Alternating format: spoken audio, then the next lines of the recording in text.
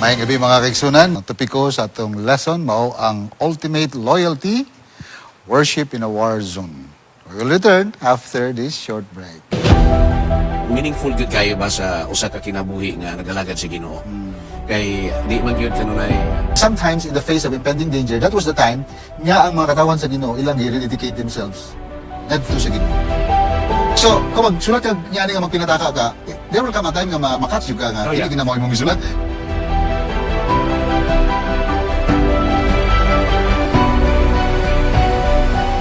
Mayong gabi mga hikalag, mga kaigsunan. Welcome na usab dinhi sa atong programa tak na sa pagtuon. O atong makauban karong gabi na walay lain ang atong kanhing amahan sa mga ordained pastors dinhi sa Southwestern Philippine Union Conference o karon mao ang atong interim president sa North Central Mindanao Conference. Walay lain si pastor or elder Salarda. O gato siya ngayon sa paghatag sa pagkampo sa before ta magasugod sa atong discussion. Almighty loving Father in heaven, this evening we ask your wisdom so that as we discuss our lesson with Pastor Pido, we will be able to understand it fully and share it with our brothers and sisters. Thank you, Lord, that you are with us this evening to bless us to understand fully of your words. In Jesus' name we pray. Amen. Thank you. May gabi sa tanan nato mga kaigsunan. Thank you, Pastor Salarda. Yes. O karong gabi una, timing, Pastor Salarda. Kaya ang atong lesson, nag-isigot may tungod og worship in war zone. Yeah, that's so. Yeah. Makatingalahan, no? So pwede Wow, din marabak inside. ako inside. So, pero ang, Yes. ang ultimate niyang emphasis is more on the to check loyalty ba? Di ba, Pastor? Yeah. So I like this one, Pastor, no, considering you know where you come from, ang experience nga imo nang naangkon for so long a time, and now you're the president, and you were once the father of the ministerial department sa SWPUC. So lalo mo na po ang imong nagian actually. So I think you have been to a lot of war zone sa Yeah. sa probably leadership, sa dealing with members of the church or dealing with kanang mga different issues. But before we go to that, no, let me just read Matthew 6:33 kay mao magini atong pundasyon or basihan sa atong pagtuon sa atong lesson for this week. Nagkanayon din but seek ye first the kingdom of God, no? So, and His righteousness. And all these things shall be added unto you. So, this is a command, Pastor, right? So, but seek ye first the kingdom of God. This seeking first the kingdom of God, I think it speaks, it applies to all circumstances. Tama ba? So, That is true, that is true. regardless happy ba or sad or burdensome or painful or confusing, whatever the situation or the context is, this must be the priority sa atong spiritual life, Pastor. Yeah. So what do you okay, Pastor? Yeah, atong makita din, kini nga text to bitaw. Kana yung meaningful good kayo ba sa usa ka kinabuhi nga nag-alagad sa Ginoo. Kay di man gyud kanunay Pastor Pido ang ato ang panahon kanang mura og smooth ra gyud ba. So naapoy mga balud pud sa Right. mga sitwasyon sa atong pagpangalagad.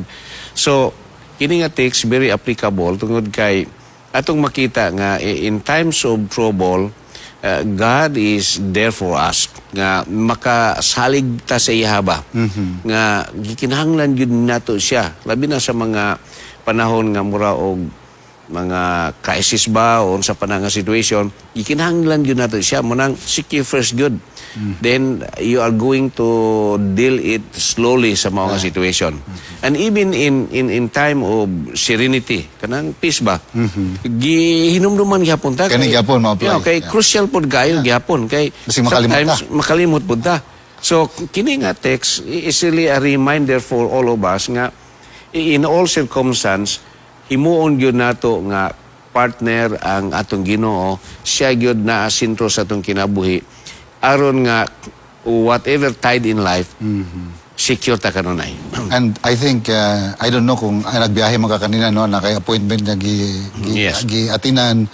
But I listened to the message of our beloved President sa General Conference.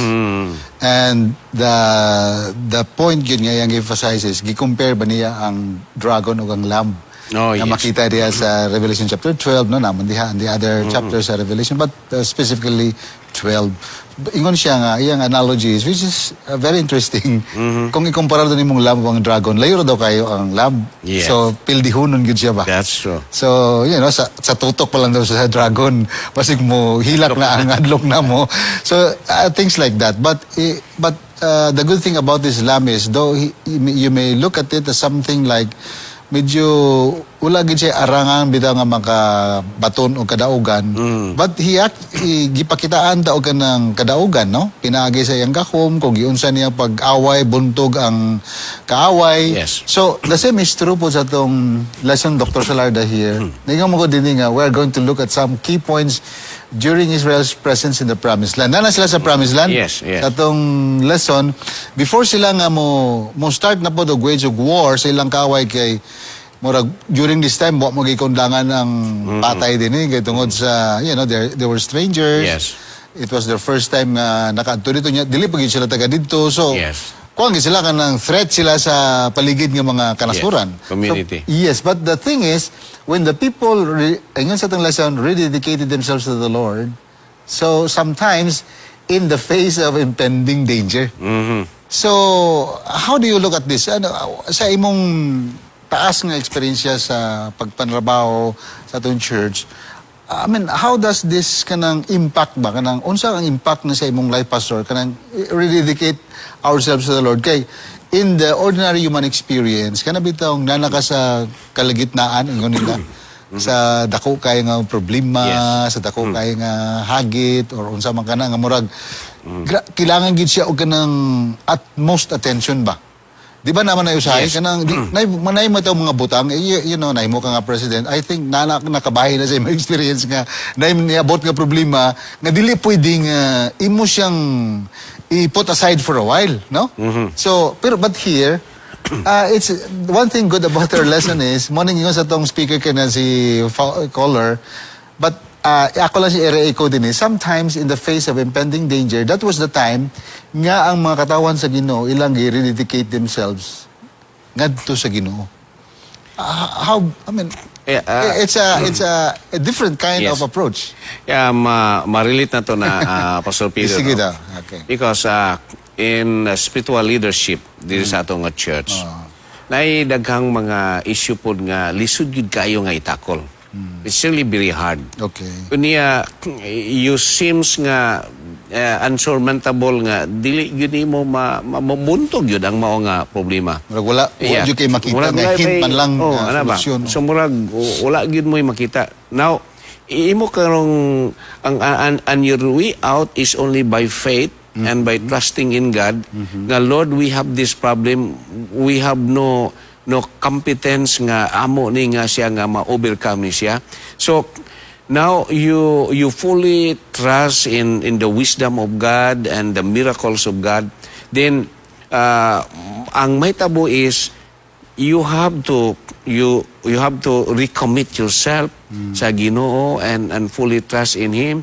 So kana bang murag moabot sa punto nga Lord wa naman gyud mi mahimo usay gikinahanglan magud po na nga imtihan ta si Ginoo ba nga ma-realize nato nga dili gyud ay nato kaya. So now you have to put your trust in God, then you have to recommit your faithfulness sa Ginoo. Then with that miracles can happen. Nga murag kaingon ka ba nga muna ingon nga it is not by might or by power but to the Spirit of God. So in the spiritual warfare, we can always see this miracle happening in God's people, and this seems true with the people of Israel. Murag di yun usa ang nila, they are unexperienced. Impending day. Oh, niya na ang danger sa ilahang palibot. But here atong makita when they recommit themselves, I think in the previous adlaw sa atong pagtuon nga gituli pa gani sila. Yeah. Then that is the covenant relationship with God. So in times in war, in war zone limang kagtulion mo unsaon nimo pag-away ng sa That's a very war good zone, point, yeah? no? That's a very good point. So Yeah. pero because they want to submit to God, it was really did siya ideal nga magpatuli mo sulungon mo unsaon ninyo. Impending. Oo. Ah. Pero They choose to seek God. Unya, when they seek God, atong makita nga God has indeed give them victory. I like, wala na ako nanunan tong point niya mong gi-raise ba nga sa kaligitnaan sa kanang impending bitang Yes. war. Kanang gamay na lang, thin line na lang ba? Yes. Tapos war na niya, nanuli ka pa. Nanuli pa ka. Unya, imagine tanan ni mga sundalo ipang tuli ni mo. So this, this kind of Joshua ba, is a really amazing kind of person. I think, napo sa mga previous nga mga narratives yung story nga, na siya i-pattern niya nga na, kanabitong, is a kind of leader, pastor, nga dili siya mataranta. Yes. Kaya nang usay, nabuhay tendency kapag naimita bumurag magkisi-kisi din ta, kay, something like that. Oh, risk back din ka na ba? Para sa ko mga pastor, I mean, dili mo nga taas-taas akong kwan, but I encountered several situations nga nahimutang ang usa ka, let's say, institusyon sa dako nga problema. And then I observe how leaders actually reacted or responded to it. So, nagkalailahi ba? Na yung mga leaders nga, when I look at their kanang deportment, siya kalmado, sila ba? Mara bitog makita nimo sa ilang nga, there is something bigger than myself, no? Parang napoy uban nga, I really need to, to dasmag on this. I remember your story, ba? Katong first nga na-assign sa katong na problema nga dako nga yes. I still remember that one. So but in the case of Joshua, he was the way I look at this is parang at the impending kanang dangers of war, nangid ba?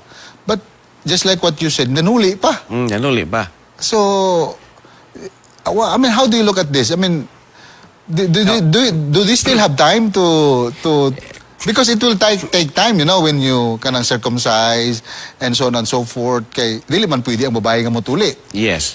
Ang mga kalakinhan man lang. So most of them probably are there, doing that kind of thing. Explain the pastor, elaborate mo. Ako bitang sa understanding ni Pastor Pido, kana bang kini si Joshua is a leader who totally kanang dependent on the leading of God sa iyang kinabuhi. So, iyang nakita in this situation nga dili nila makaya ang ilang kontra kung ang iyang mga katawhan dili modangup sa Ginoo. And the only way nga modangup sila sa Ginoo o ilang ipakita sa Ginoo nga nagsalig gyud sila sa Ginoo, they have to enter into a covenant relationship. And the covenant relationship sa unahan nga sa ilang panahon. Yes. Just like Abraham. Ritual, no? Ritual. So, and one of that important ritual nga ato nga gipractice silang panahon na is to show that you clean yourself, the sanctification sa ilahang pagkinabuhi, and that is circumcision. Nga ilang i-prove sa Ginoo. So, kata ka, Pastor. Gwapo timong point kaya basig makalimot kong follow-up. So, meaning to say, before sila nga mo engage sa dako kayong hagit sa ilang kinabuhi as a nation. Yes. Murabag sort of kung sa ato ni nga panahon, mura bitaw nag-spiritualize pa Yes, that's ang leader. Yes. No, dili bitaw nga kajit lang. Let's spiritualize ourselves. And then we'll find kung asa nato gid nga mabutang maplastar ang Ginoo sa atong pag-address nga problem.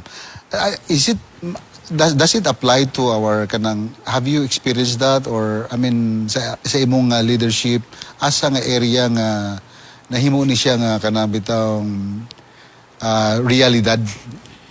Ang program na to sa atong church bitaw Pastor Pido, nindot yun kayo. Spiritual pa before kwan. Because every start of the year doon na tayo 10 days of prayer. Right. Unya, kana nga himo ta og recommitment sa Ginoo, naghimo tag mga santasina, nga mga reconciliation ba nga atong gibuhat din ha. Because we are preparing for a battle sa tibuok nga tuig. And then we have devotional. Yeah, we have morning devotional. So, imo na siyang tanawon nga inana nga panglantaw. Joshua was right sa iyang gihimo nga magkuan na po ta rin sa atong covenant relationship with God. Because I guess, kini nga event, mauni ang pagkahuman sa, nating mo ni ang pagkahuman sa Jericho. Now, nakita ni Joshua nga, grabe what presence happened, na dry up ang Jordan. Unya grabe unya kato bitaw kato na pong ay na pud bitaw nga ilang AI. gisulog. Iyo. Ah. Nga ilang na unta tong sulungon unya na daghan hinuon nga matay sila. So nakita ni Joshua nga I think we need to have this renewal diha sa Ginoo because we cannot go on with going on war nga wala tay protection sa Ginoo because the covenant relationship mo nay muhatag sa ilaha og protection kay once you are entering into a relationship with God karon na ang Ginoo na mo imuha na karon nga manalipod silbing ako I'm only nothing pero ang akong backup whom I enter into a personal relationship will take care of me. Yeah. Yeah, very good. Kanina, like, if Pastor Kohler was mentioning about our mission, ingon siya nga, we can make this victorious kanang if we walk together with Jesus Christ, the Lamb. Yes. That's for sure, He will give us victory. Ayang emphasize is, diri man God, I like this one kanang covenant with the pastor kanang parang Yes. saad promise. I think, mentioning word kanina ni Pastor Kohler kanang identity, which is very very kanang nice to hear or very important to consider. So I think one of the reasons nga nag-engage sila no to re-establish or parang ma-re-educate nila ang mga katawhan Yes. regarding sa ilang covenant with God, the same nga nahitabo kay kay Abraham with his people, is para ma-secure gihapon nila ilang true identity. That's true. So, parang missional gyapon siya, di ba, Pastor? Yes, yes. Actually, our lesson is missional. So, para they can carry it through, nga bisan pa sa, makita sa mga ilang kaaway nga, bisag dili kay sila well-equipped insofar as their weapons are concerned. But, because they identify themselves with God, so, ang result is, di ba, ingon sa tong lesson, grabe ang effect sa kwan ba sa mga tao paligid when they heard nga they even crossed Jordan Yes. nga nag-dried up unya katong pag fell down sa walls of Jericho. That was a war zone. So meaning to say, Pastor Salarda, is sa atong mga ginatubang nga mga usana ka mga problema or unsa man nga matang sa problema, I think there's always an assurance from God that He will always give us the victory. Yeah. Right, Pastor? Yeah. That is why seek ye first. Mo gina seek ye first. In times of war, whatever circumstance naagyod. Now kini gano gipakita gyud sa tuwa nga bisan dahil sa panahon sa war nga mura og ay dili na ta magampo kay naa na ato makontra. That's possible. Yeah. Gipasantop niya nga, no, you have to pray. Para bag ganun ampo umangka na patay na tani. Oh, you have to pray. Yeah. Imagine ha, gisugo sila ni Joshua nga pagtabok nila magtuko dayon sila dito og altar. Oh, Okay. maghimo sa duha ka altar dito, di ba? Yeah. So imagine Worship. kay aron ngano man aron mag-worship sila. So gimo ni nga tanaon ngano nga maglangan-langan pa man gyud sila og himog altar. Yeah. They are on war pero here atong makita nga si Joshua iyang buti pa santop nga after all our victory gihatag ni si Ginoo. So mao na nga maghimo tag altar niya very significantly no sa ato nga lesson nga when they conquer the land first they are going to build the altar. It is signifies nga ini gitugot sa Ginoo Okay. nga ilaha nga So, makangkir in other words, Dr. Salarda, is dili man nato malikaya, no? Especially in your case, I mean, naka sa leadership nga butang, Yes. na magi mga problema nga mo abot ka nato, usay expected or unexpected. So, the great lesson pala ni is, despite sa call, no? Usay, dagamong nga noise ba? Going around, especially kung grabe ka problema, I think it's just but proper. No? It's a great lesson, especially for leaders. Na in times of kanang great difficulty, we really have to spend time with the Lord. Yes. I think, because just like what you said, seek ye first. Yes. So, usay man gud namong koy madunggan, Pastor, nga for example kanang nanadiha gyud, ay nganong mampu man ka mamatay na there's something to that, no nga. So it's time to open our eyes and respond right away. Pero but in this case, it's a different kind of thing. Yeah. So we are being taught kanang a different kind of kanang process sa pag-spiritualize ato ba. And which is very, very important sa pag-establish atong mission. Di ba, Pastor? Yes. Kay, for example, nakabasa mo ko kanina ka, ang sequence daw ni Pastor is crucial. For example, sa atong lesson. Nganong crucial man? Kay, first of all, katong giuna is circumcision, di ba? Yes. Ang circumcision, kuan siya ba kanang it entails obedience and also cleansing. Di ba? You know the process. Then second is, narito ang gidiscuss nga Passover. Yes. Ang Passover actually entails kanang worship and remembrance. Yes. Kuya, no? So, our obedience somehow will lead us to worship and remembrance. And then, ang last nga sequence, according sa itong lesson na basahin is, I think, it's conquest. That is actually mission and victory. Okay. Yeah. That's a very good So the sequence is very, very crucial. Because you will, meaning to say, dili ka makaabot sa gitawag na conquest, not until ma-establish nimo ang obedience and the cleansing, and at the same time, worship. So, everything else, God first. Yeah. So, the battle actually is not a battle, but is a battle of God. Mo ni siya nga tanawon in a spiritual realm. Nga, I'm giving you the promised land, but you have to serve me faithfully. Unahon ko ninyo sa inyong nga kinabuhi. Then I will be with you. Then you will conquer and you will dwell into the promised land. So, ato ning nakita karon nga hinay-hinay. Now, karon ni ana sila din sa tabok sa Jordan, and they are seeing the fulfillment. Pero the challenge is still very real sa ilahang palibot. And so, God, katong gisulti sa Ginoo nga kato pa sa panahon ni Moses, unya karon sa leadership na ni Joshua, giingon din sa ato nga lesson nga none of those words nga gisulti sa Ginoo ngadto kang Moses nga wala tumana ni Joshua. Sa to pa dunay continuity. Right. Now, unya karon sa continuity nga gihimo ni Joshua.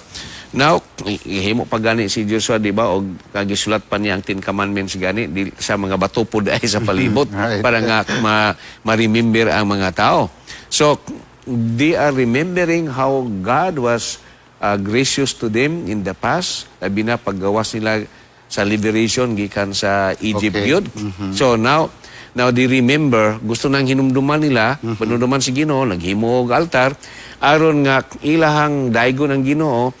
And even they are facing with all the enemies around, ato nga makita nga gihimo na nila in the leadership of Joshua, because Joshua foresee nga all these conquests nga atong mahimuon without God and without renewing our relationship with God, we cannot go into the promised land. Especially nga kining mga younger generation ani nila, gamay na lang ang nabilin.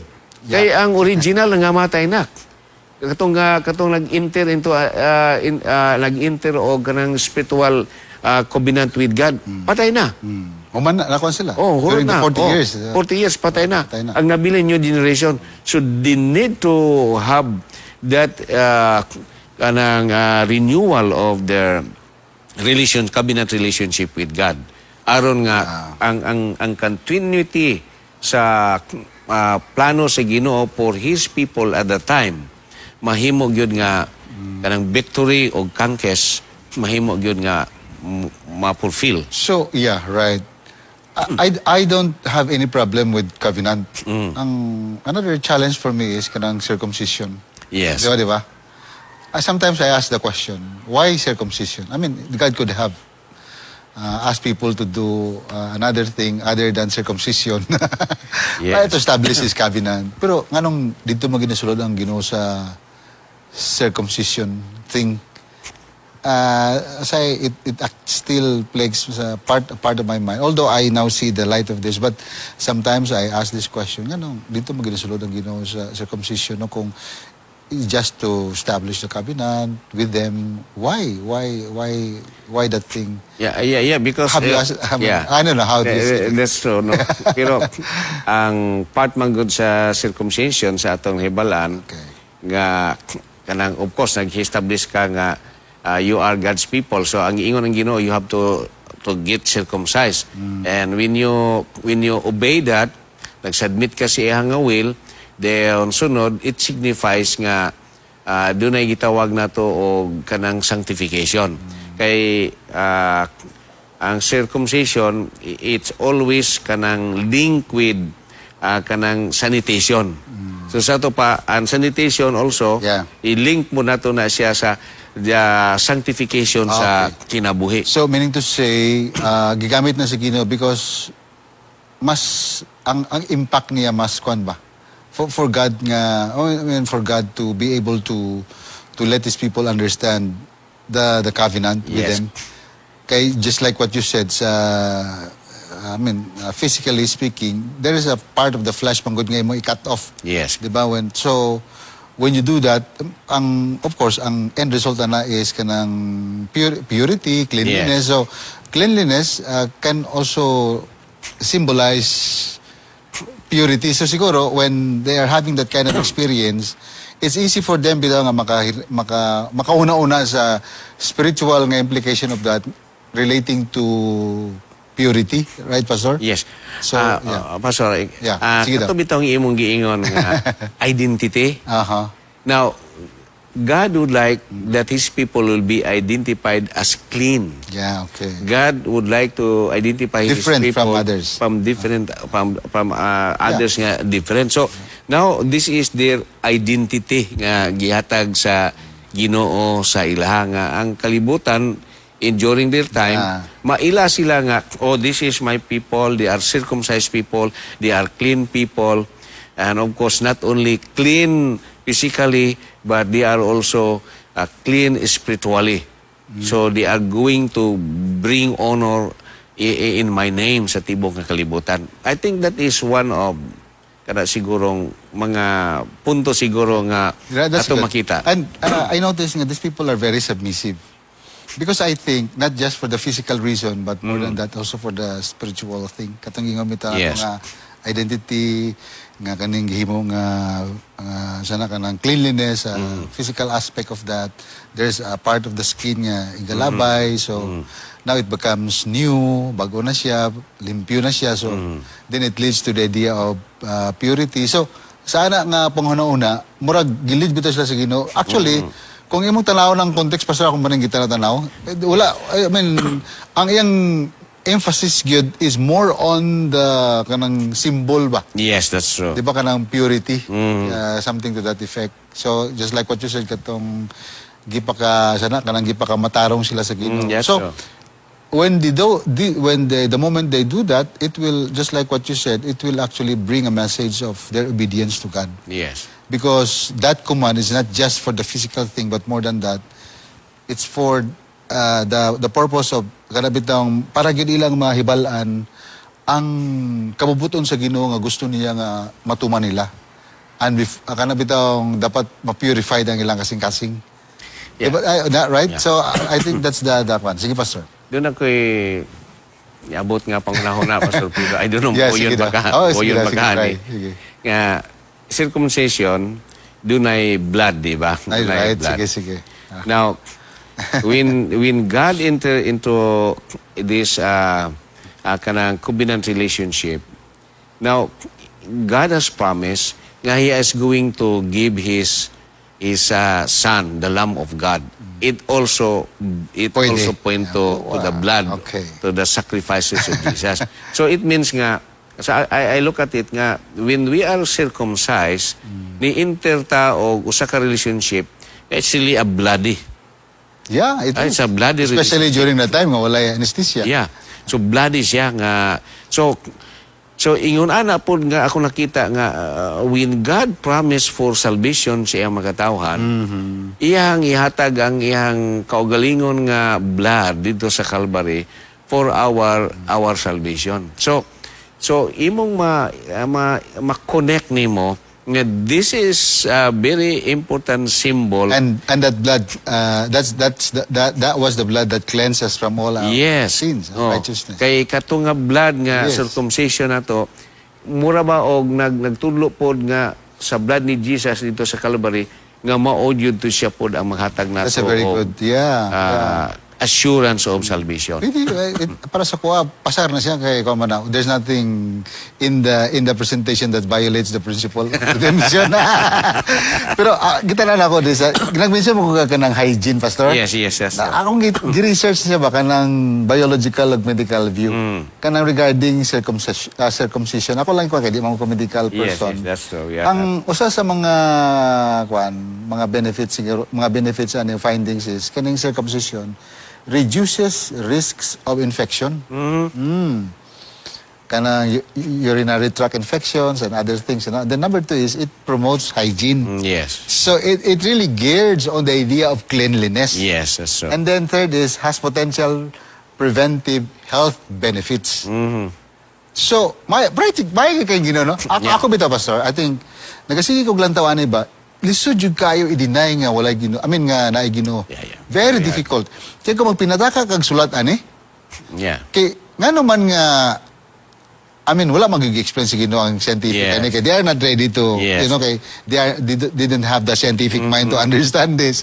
So siguro wala po nagdeal ang Ginoo ana nga pamaagi. Pero sa karon nga panahon, kani siya, this is really considered, this is how science actually And how, viewed. the benefits of it. And this was Yeah. done by God many years Yes. ago. So, kung magsulat ka niya nga magpinataka ka, there will come a time nga makatch yung ka nga, Oh, yeah. hindi ginamaw mong gisulat. Pero kani siya, many years ago nga, wa pa kay science, and then now we realize nga, science supports this one. Yes, nga, it's a really good practice. It's a really good practice. So, to me, no, it enhances my belief that there is really actually God. So, ana akong Pastor, gikuan ba kay, na ako'y nabasa po sa Book of Genesis sa regarding sa covenant. Gipromise man gud sa Ginoo kay Abraham, saying, I will be your God and you will be my My people. people. I will give you this land, though you all nations will be blessed. So I believe that this promise has been carried through. Pila na ka henerasyon ang nilabay until nga nakaabot po ni kay Joshua. Yes. That's why gi-consider ni Joshua daw unsa ka importante kato nga covenant, especially alang sa katawhan sa Ginoo during this time. In fact, ang circumcision daw ingon sa author became the kanang visible sign of the invisible promise. Okay. di ba? Okay. Oh. Yes. Ang Ginoo man gud invisible. So for me to really feel His presence in me is that I have to go through that kind of process. So murag ang promise nga invisible nahimo nga visible. Through circumcision. Yes. What do you think, Pastor? Yeah, that's true. So, kay physical naman gud siya. Yeah. Unya, dili pod makita nato kung unsa ka nga klase nga pagkamatang sa pagkatao, kung dili makita sa imong kinabuhi, katong belief nimo sa imo nga Ginoo nga naghimo ikaw og covenant relationship. So, to seal sa imuhang belief in God, ang imuhang practice, diha na dayon makita na dayon siya. Okay. That is how nga gi-identify niya nga iyang makatawhan nga nahimo silang kana bang messenger sa tibok nga kalibutan, nga nahimo silang blessing sa tibok nga kalibutan. So dako gyud kaayo ang ilaha unta nga responsibilidad ni ana. Thank you very much, Pastor Murag. Atong panahon, di gid igo no nga mag-continue. But hopefully this coming Friday, ato ni siyang matiwas. Nag-dwell lang ta sa circumcision and Passover. Ang Passover medyo okay lang. Yes. Kaya medyo daga mong kugkuan diya, kanang medyo na yung mga questions nga kailangan i-kuan ba, I-address, i-address siya at least somehow sa atong pag-discuss unta nakahatag po ni og kanang katinawan sa atong mga kaigsunan nga nakasunod sa atong tulumanon. Na day nagpa-regards dahil mo sa Cebu. Oh. Kaya nagsige sila tanaw sa takna. Oh, thank you mga igsunan nato sa Cebu. Kay nadaywan gigamit nila na silang care group. Na sila gin-invite sa nga mga coming from other denominations, mato didto. Pag wala na sila madiscuss from the Bible study, mo din lang ginahimo nga murag as a form of kanang Yeah. Bible study. Yeah, that's so. So okay ra nalipay ra po tan nakadong ana. Dito sa Kiyot Church, dito ko nakawali. Oho. Ila pong napipila na ako na dol nga, Pastor, gatan na kami sa eleksyon, kaya na kami malibugan or Right, gusto mi o kana pang doon na po another input nga among makuha o among gisunod ang inyong programa. So, bless. Salamat po. Nga, na-bless po mi nga Gamit po ta sa Ginoo, no? Oh, yes. Salamat mga igsunan sa inyong mga comments o sa inyong mga pag-ampo. Daghang salamat pa sa salada nga unta makaubang gihapon nato sa Sure, pastor sure. this coming Friday kay naman siguro na sila kay waiting for the constituency meeting. So, thank you, Pastor. So, tungod kay panagsara ka diri, ikaw na ba ako ngayon mag-closing prayer? Sure. Let's pray. Sige. Ginoo, salamat kayo sa imong pag-uban namo ning gabi una. We discuss with Pastor Pido our lesson nini nga gabi. Namo lang gilauman nga ang among nga discussion naghatag ni og dugang pud nga mga ideas sa amo nga makaigsunan sa pagsabot sa imuha nga pulong. Og salamat ikaw magpanalangin kanamo og ang tanan nga nagasunod ining programa Ginoo among giampo nga ang ilaha nga pagsabot diha sa imong pulong madungagan pa og kauban kanamo sila magalakaw diha sa pagkamatarong. Salamat nga ikaw Ginoo magpanalangin kanila og kanamo kaya mo kining gipangayo sa ngalan ni Ginoong Hesus. Amen.